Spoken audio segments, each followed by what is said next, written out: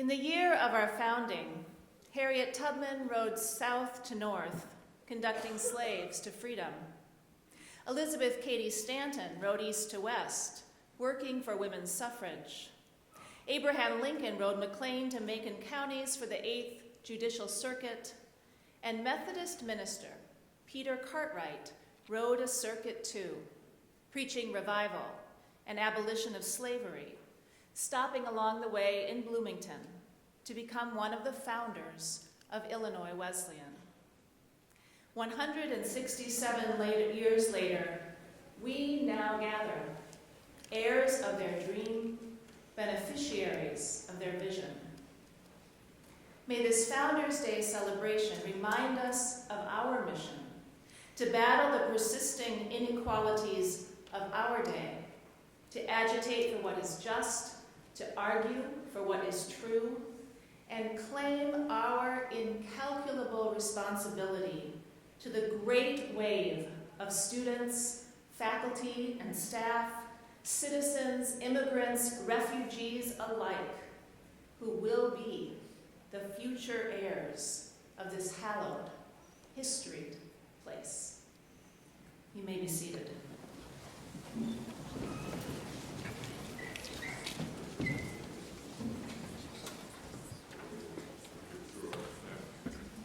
Thank you, Elise.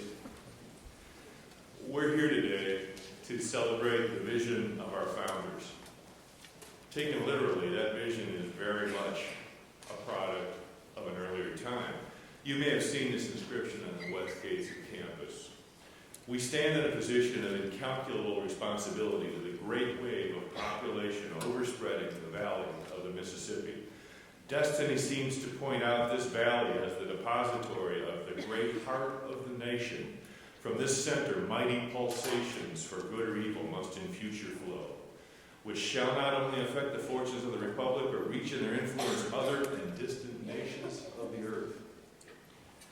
Well, the founders clearly envisioned great things for the region and for Illinois Wesleyan. They anticipated the central role that the Heartland would play in a relatively new nation. Founders Day was established in 1913 by the Board of Trustees to celebrate that grand vision and to recognize the successes attained by the institution. A talk delivered by Trustee Hiram Prentice on that first Founders Day was entitled "The Pageant of the Sours." As you reap, so shall you sow. As you sow, so shall you reap. That kind of sour. It was a story of the times and scenes of other days, days fraught with great deeds, great events, and great lives. That is the history of the founding of Illinois Wesleyan. We'll strip away the archaic language from 1850 or 1913, and you'll find a familiar message. Here's how we say it today. The Illinois Wesleyan experience affords the greatest possibilities for realizing individual potential while preparing students for democratic citizenship in a global society. It's fitting and proper that we've continued the tradition of celebrating our founders' vision and diligence. But we're gathered here today, 104 years after the first Founders Day, and in Illinois Wesleyan's 167th year, with a more forward-looking purpose. Today, we continue a discussion of women's power, women's justice, and specifically of the intersection of public policy and well-being, threats and risks to public health, and implicitly or explicitly, immigration. Our honored guest has made important contributions to this dialogue. An MD, she helps to teach future pediatricians their trades. An MPH, she understood the implications of a degraded water system for the residents of Flint, Michigan. And as the daughter of Iraqi refugees, she has recently written movingly in the New York Times about the consequences of immigration bans. Without further ado, may I ask Provost Jonathan Green to introduce the person I've been authorized to refer to as Dr. Mona. Jonathan.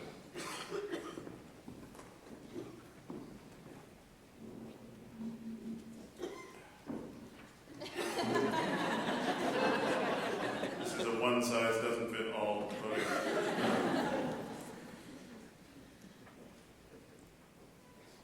As President Jensen noted, Founders Day is an opportunity for us to celebrate the establishment of Illinois Wesleyan, to honor the visionary leadership of our founders, to reflect upon how we can best strive to fulfill the aspirations they had for the university, and to consider how each successive generation of students might build upon that growing legacy. How are we expected to take on the mantle of incalculable responsibility referred to in the founders' vision? And how has that vision intersected with this year's theme of women's power, women's justice?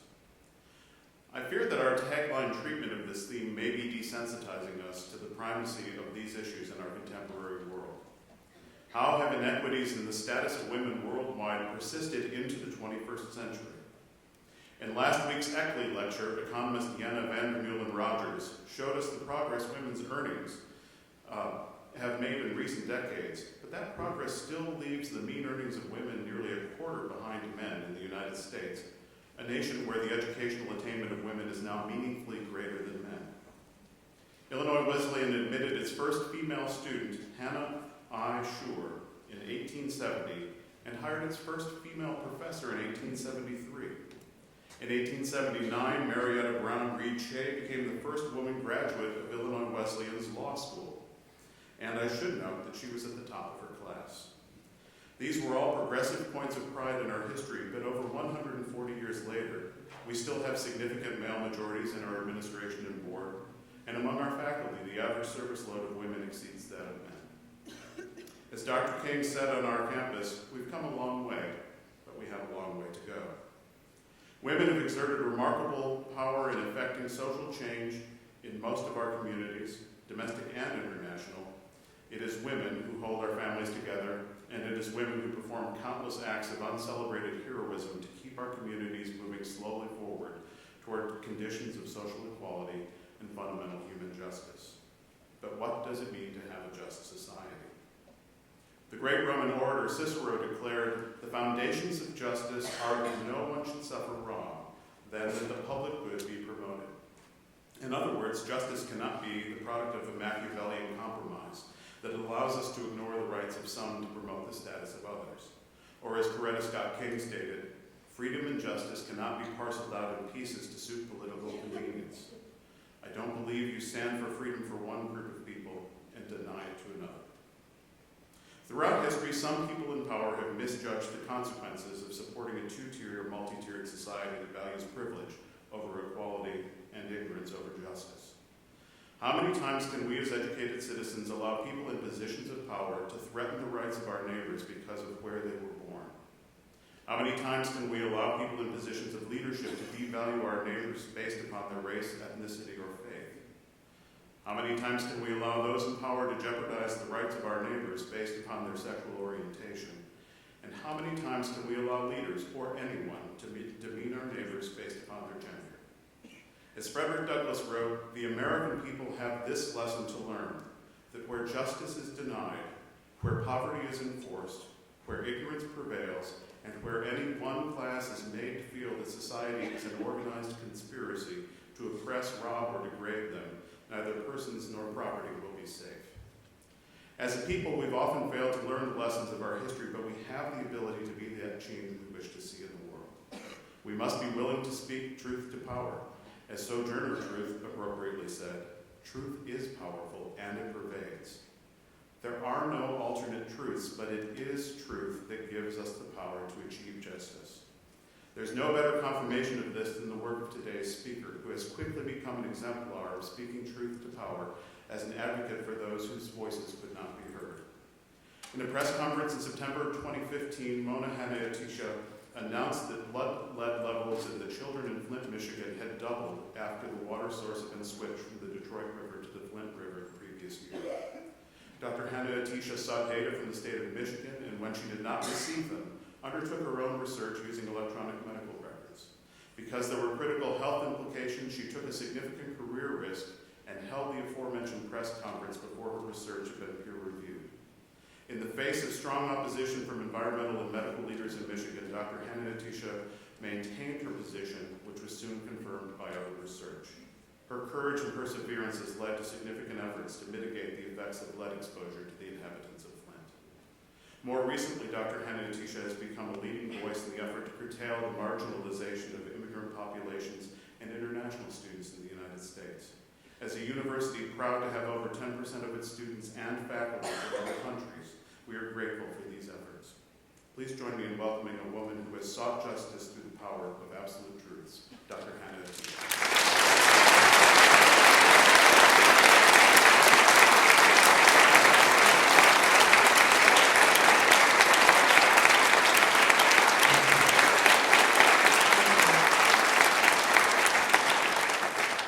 I also get to use the stool. It's awesome. It's great to be here. It's great to see all of you. It's great to see a full house. And I really don't think I need to say anything else because everything has been already said so eloquently. I hope you guys realize how you are in such a wonderful place with such a wonderful vision and such a wonderful mission. So please take advantage of absolutely every opportunity given to you while you're here. So it is an honor to be here, and I cannot think of a better place to share the Flint story than here. The mission of your university celebrates and promotes diversity, promotes social justice, promotes environmental sustainability, and even more fittingly, obviously the theme of your year is women's power and women's justice. All of these themes and all of these missions intersect with our ongoing story in Flint. So it is great to be here, and it is great to share our ongoing struggle. By now, hopefully, most of you are familiar with the Flint story. Flint, Michigan has become now synonymous with usurped democracy, environmental injustice, and criminal governmental neglect. But I want to share with you a little bit of Flint history, share with you how the American dream was first born in Flint, and how we're trying to rebuild that American dream in our ongoing journey for justice. But most importantly, I want to share with you today how we are all Flint, how we all have an important role that we must play no matter where we end up and no matter what profession, as advocates fighting for diversity, fighting for social justice, fighting for environmental sustainability, and that role is more important now than it ever was. But let's first dig into some history, so relax, don't fall asleep. So before the water crisis, what was Flint famous for? What do you guys know what Flint was famous for? Cars. So General Motors was born in Flint. So Flint helped make the state of Michigan and our country really into a powerhouse. We put America on wheels. But more importantly than the birthplace of cars and GMs, Flint has an incredible history as the birth of the middle class was in Flint. So in December of 1936, General Motors workers took over and occupied a series of car plants in Flint. And we just celebrated the 80th anniversary of this really historic event. And for 44 days, these workers sat down and they held a massive sit-down strike on the floors of GM plants. And they demanded better wages, and they demanded occupational health and safety. They demanded better working conditions. Management tried to starve them out, they tried to freeze them out, and they tried to beat them up. It took the personal intervention of the governor of Michigan at that time, and then President Roosevelt to end that strike. And labor won, the workers won.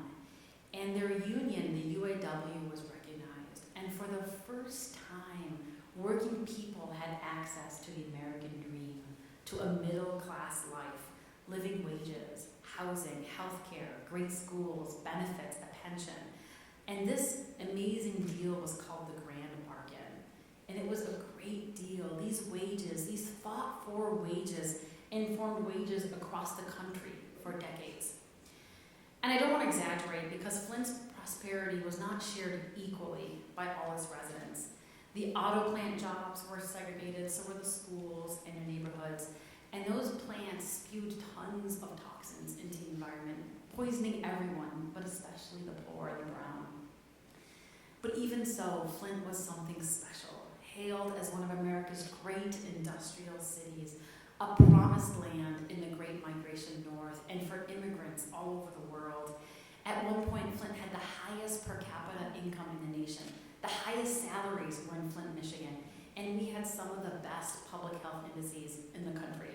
People moved to Flint for these great living wage jobs, for great schools, and great infrastructure. But what followed in manufacturing cities was decades of disinvestment, unemployment, poverty, racism, violence, crumbling schools, decline of unions, and almost every disparity you can think of. Flint is where our inequality problems, our injustice problems are most striking.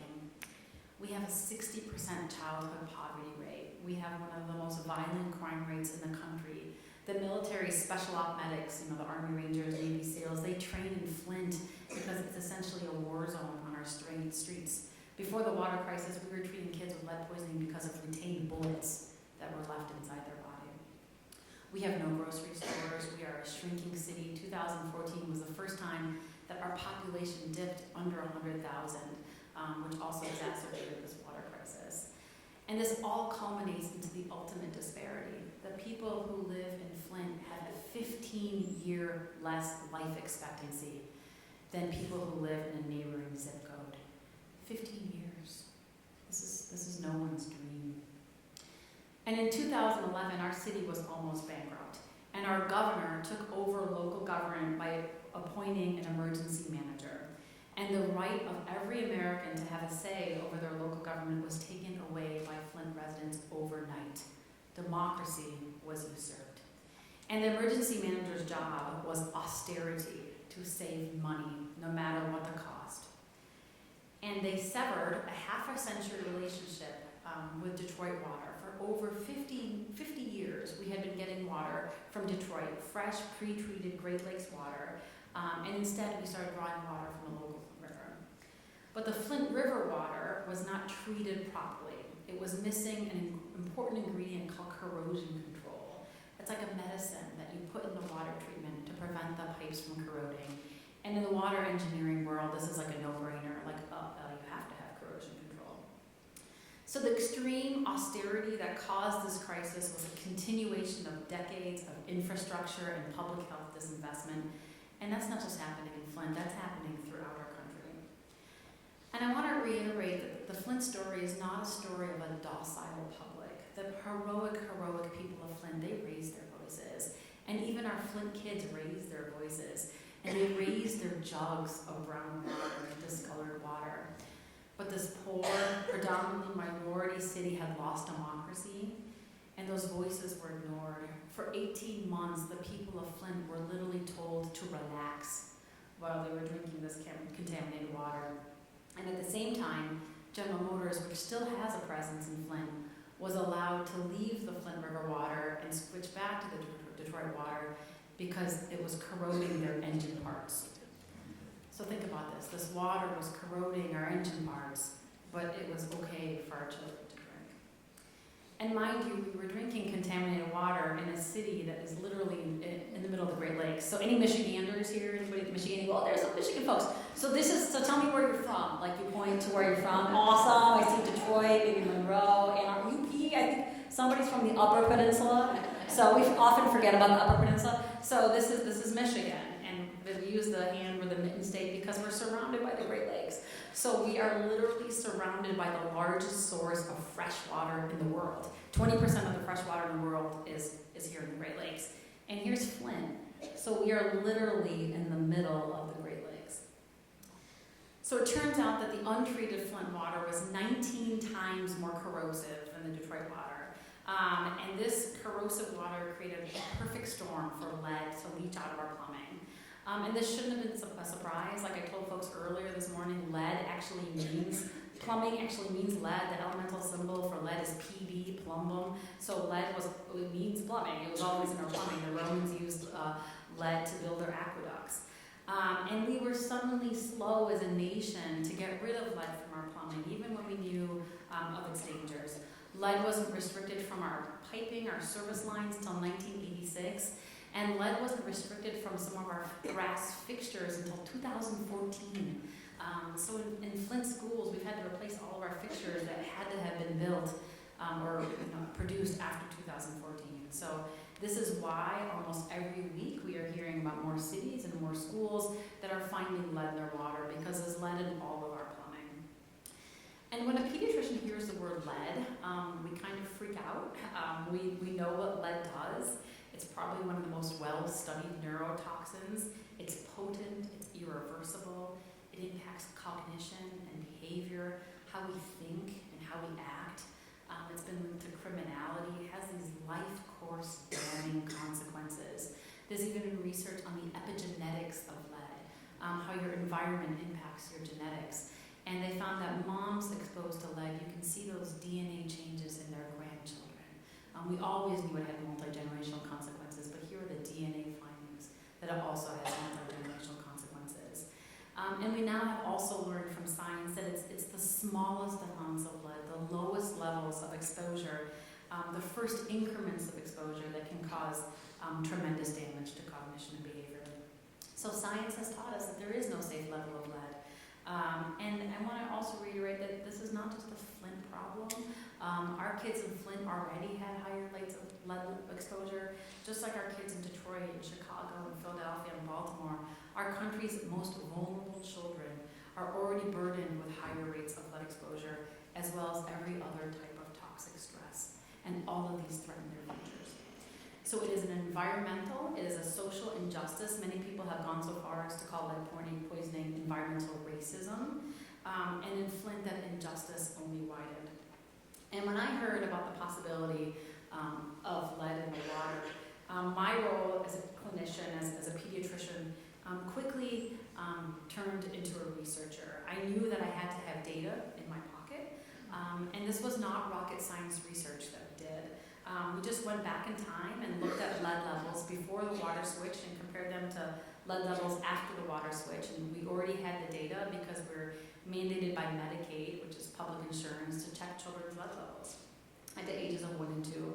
And then what my team found was that the percentage of kids with elevated lead levels, like was mentioned, doubled after the water switch. And this was contrary to every trend that was happening in our nation. You know, we've done a great job in public health, getting lead out of paint, getting lead out of gas, of limiting children's exposure to lead. So every year for the last 30 years, the percentage of children with elevated lead levels has been coming down. And we found that in the areas where we saw the highest water lead levels, we also saw the highest blood lead levels, the highest increase in the percentage of children with elevated lead levels. So then this is when my role as a clinician that morphed into a researcher quickly became that of an advocate. This was an emergency. You don't mess around with kids, and you definitely don't mess around with lead. And like was mentioned, in academia, we're always driven to publish, to get promoted for tenure. So publication in peer-reviewed journals is our lexicon. That's what we were supposed to do. But we couldn't wait. We couldn't sit on this information. So we held a press conference, and this was a choiceless choice. It is my job as a pediatrician to speak for kids. It's actually in the job description of a pediatrician to be an advocate for children. Children can't vote. They can't tell you that I need better. I wish they could have voted, but they can't vote. They can't tell you. They can't. Kids can't tell you that I need better gun protection or I need immunization. So we have a very moral, ethical, professional obligation to raise our voices for our children. And when I first stood up with the proof that the untreated Flint water was causing lead to leach out into the bodies of our children, the state of Michigan tried to discredit me, just as they had discredited the people of Flint, the moms, the pastors, the activists, the journalists, the scientists. I was called some great things. I was called an unfortunate researcher, that I was causing near hysteria, so get the sexism in there too, that the state's numbers didn't jive with my numbers, and they also said that I was slicing and dicing. And if you're a scientist, the last thing that you want to hear is that your research was sliced and diced, and that's the kind of stuff that keeps us up at night and gives us strokes. But we fought back. We were fighting, for the future that lives and grows inside our children. And this is not a fight that we could lose. So we fought back and we persisted. And suddenly my life took a turn that I wasn't expecting. Before all this, my work had pretty much been one-on-one as a pediatrician. Small hands in mine, little ears in front of me, tiny noses to peek into. But sometimes the work that you choose has other plans for you. Instead of one-on-one, I found myself one on thousands, and facing the dire needs of so many. And all of those noses and those ears and those hands made me ready to take on something bigger. Most importantly, those noses and those ears and those hands grounded me and reminded every single number in my research was not just a statistic, it was a kid. And it was probably a kid that I had cared for. And that inspired me and made me ready to be an advocate, to be a fighter for my children. And here's kind of where I want to digress a little bit and share something about me, which I don't usually share, but I'm starting to share more, especially if you read the Sunday New York Times. And I think it's important to share because in our current political climate, but I want to share with you how I was also born a fighter. I was born into a family that was already on the move away from something towards something better. Born into a life knowing that there was injustice in the world and knowing the need to always fight for justice. Like was mentioned, I was an immigrant. I wasn't born here. If you want a birth certificate, I will show you. I was born to Iraqi scientists. We came to the States when I was about 4 years old. We never were supposed to come here. My father had finished his PhD in the UK, where I was born. We were supposed to go back to England in the go back to Iraq in the late 1970s. That's where all our family was. But at that time, Saddam Hussein was rising in power, and you could see the tyranny, you could see the beginning of his fascist works, and you could see the beginning of an Iran-Iraq war, which would end up killing over 1 million people.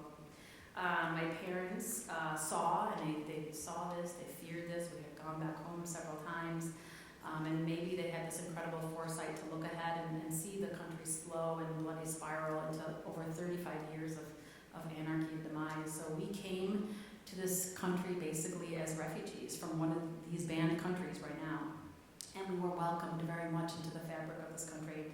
My mom taught ESL, English as a second language, in high schools to recent immigrants. My dad worked for General Motors, the same General Motors, as an engineer. And together they provided a better life for my brother and I. We went to public schools, and very much for my family that American dream became a reality.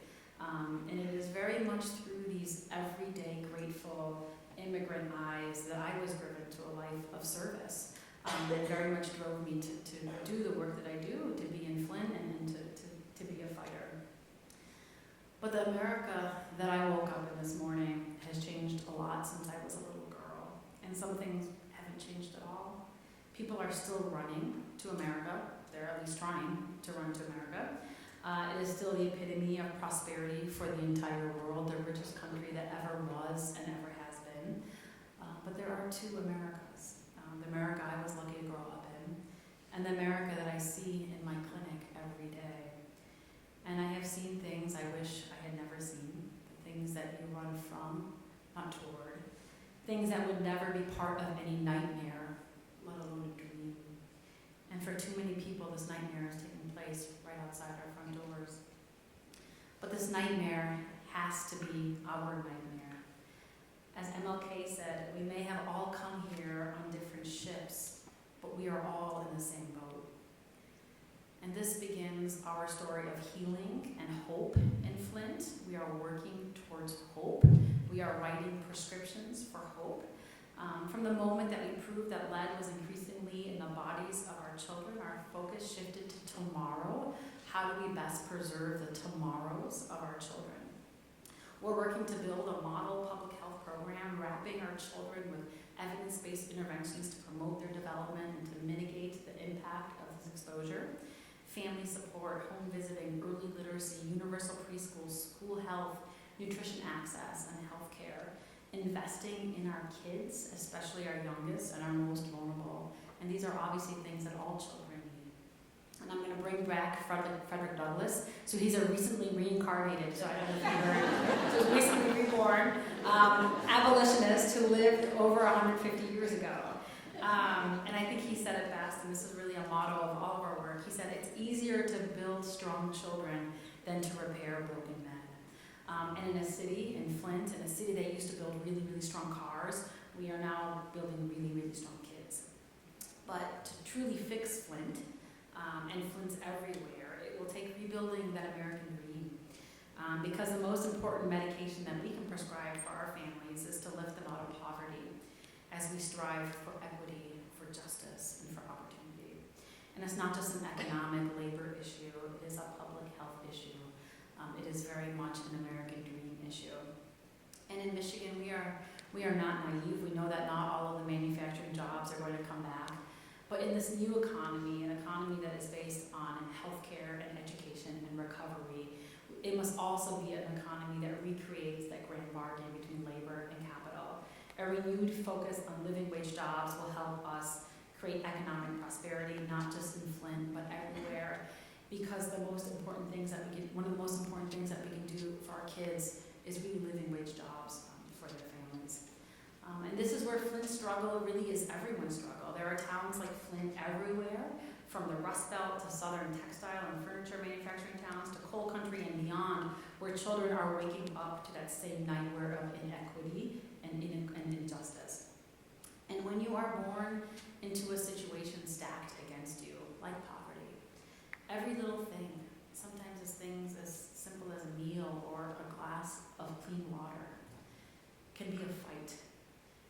And it's that tipping point between success and survival, and that American dream can seem so out of reach. But that dream that was first born in Flint, and that dream that I was lucky to wake up to as an immigrant, needs to be for everyone, not just a select few. So you may not be hearing as much about Flint. The national media has largely left us, so you probably think our problem's solved. But I want you to know that we're very much still in the middle of our crisis. Our water is getting better, but today, my kids in clinics still cannot drink unfiltered tap water, so we are still reliant on filters and bottled water. And we are on our third year in the richest country in the world where we still do not have clean water. It's absolutely mind-boggling. And I want to remind you that this incredible injustice is also an environmental injustice. Jesse Jackson called Flint a crime scene. There have been many governmental reports, congressional hearings, lawsuits, and even criminal indictments. One report written in March of 2016 by the Flint Water Advisory Task Force, which was a commission appointed by our governor to investigate what happened, was the first to clearly articulate what we already knew, that the Flint water crisis is a clear case of environmental injustice. And for many people, that was the first time they heard the word environmental injustice. However, I was really lucky as an undergrad. I majored kind of in environmental studies, and I was a grungy, tie-dye wearing tree hugger. I created my own kind of major in environmental health. And one of my professors was a guy named Bunyan Bryant, who was really the father of the environmental justice movement. And he was actually a Flint native, and his childhood in Flint informed a lot of his work in environmental justice. And very ironically, a 25-year-old lawsuit against the EPA was just settled on January 20th, Obama's last day in office, regarding a huge environmental justice issue in Flint. So he taught me over 20 years ago that one of the tenets of the environmental justice movement is that citizens should have an important role in environmental decisions. And in Flint, it was exactly contrary to that. The residents had their government taken away, and they also had their voice taken away. And it's important to keep calling this an environmental injustice and recognizing it as an environmental injustice, because although this movement was born 30 years ago, we are still to this day surrounded by many environmental injustices in Flint and beyond. Poor and brown people are disproportionately suffering from environmental burdens. I also want to remind you that Flint is tough. We have incredible history, like I shared. We have incredible grit and resilience.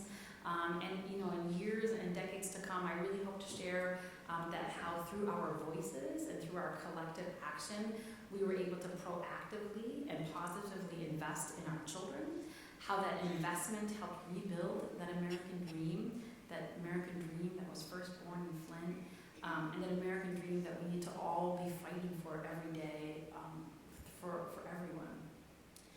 And this is where where we all need your voice and your strength, because someday you will face an important choice. You will have to decide whether to raise your voice. The issue may not be as momentous as the poisoning of a town, but there are Flints everywhere. There are injustices everywhere. There are places and people that will need you to raise your voice. And you can choose to stay silent. You can decide to just go with the flow.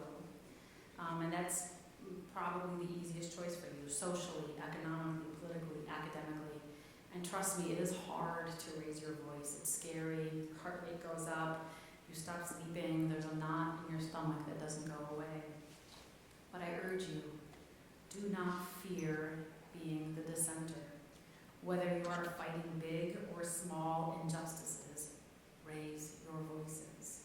Every time you do, you will grow as a person.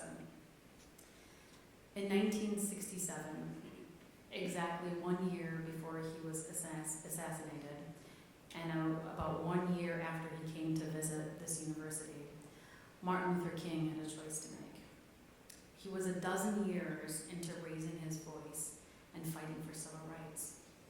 But he also believed the Vietnam War was wrong. But he was warned that fighting against the Vietnam War was one step too far, that he would lose his allies he needed in the civil rights fight. So on April 4th, 1967, MLK gave a speech where he said he couldn't be silenced about the Vietnam War. He said dissent isn't disloyalty. He said, in quotes, "The hottest places in hell are reserved for those of us who in a period of moral crisis maintain their neutrality." The hottest places in hell are reserved for those of us who in a period of moral crisis maintain their neutrality. Think about that. 20 years after the genocides and brutality of World War II, MLK said the hottest places in hell are not for the mass murderers nor the tyrants. It is for those of us who do not raise our voices against injustice. And we cannot be a nation that is okay with injustice, because also, as MLK said, injustice anywhere is a threat to justice everywhere. And this is foundational in most, if not all, world religions and humanist philosophy. And these words are applicable today, especially today, because we are at a time in our nation where we have the potential to see many more injustices, especially environmental injustices, and thus many more Flints. The credibility of science is under attack, from climate change to vaccines. Safeguards for our most vulnerable are being threatened. Regulations and public health agencies like the EPA risk being dismantled. And healthcare access for millions, 20 million, may disappear. This is happening now. This is a crisis. And we need you all to be advocates. We need all of your voices. And mark my words, in the days, weeks, and months ahead, there will be many instances, as we have already seen, that if we do not raise our collective voices, our values, people's lives and livelihoods, and what's left of the American dream will be at risk. And I'd like to end by challenging you. You guys ready for a challenge? Yeah? All right, ready? Okay. So I challenge you to be unreasonable in the face of doing what's expected. I challenge you to keep the lights burning when all around you people want to keep it dark. I challenge you to raise your voice loud when others plead with you to be quiet. I challenge you to be the strength for those who can no longer be strong, and the voice for those who can no longer be heard. I challenge you to keep fighting for the mission espoused by this university: diversity, social justice, and environmental sustainability. And I challenge you because I believe in you. And I believe in you because the founders of this university laid the groundwork for me to be here today, but more importantly, they laid the groundwork for you to be here today. Thank you to the incredible foresight of your founders, and thank you to President Jensen for having me here today. Thank you.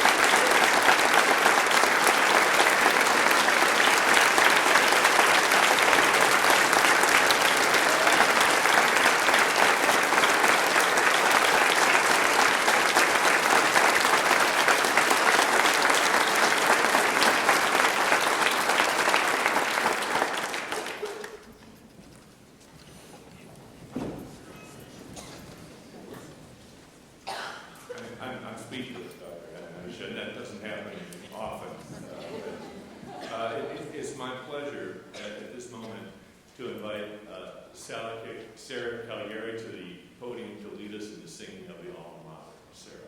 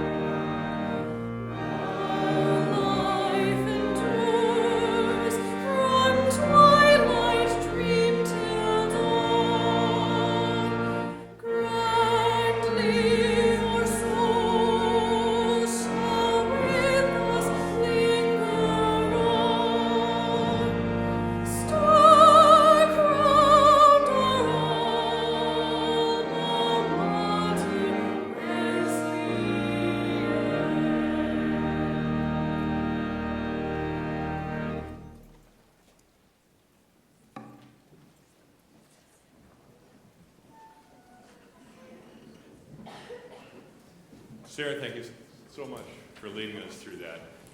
I'm truly moved by this session. We've been challenged as a group, and I think that we're the right group to rise to that challenge.